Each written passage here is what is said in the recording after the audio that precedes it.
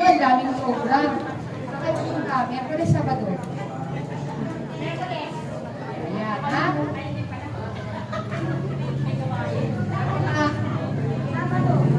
Oh, marami siyang inilahat na mga program. Pero sabi niya, tayo po ay magpupuntinyo sa ating pinag-uusapan.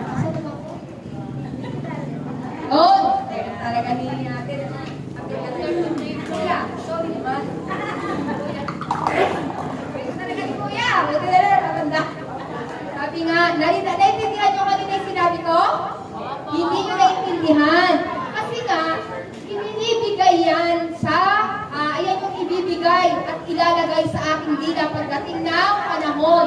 Gusto nyo bang maintindihan? Gusto nyo maintindihan? Tatawag din tayo ng nakaunawa ng aking sinabi para tayo ay magkatapusan na. Pwede bang lumapit si Ate Ben? Para gumaling na yung kanyang tuhod, papracticein natin yung paglakad. Isang joyful song. Ay, meron song na labas.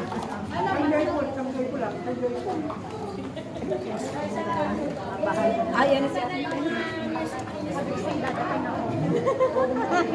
Nawating mo.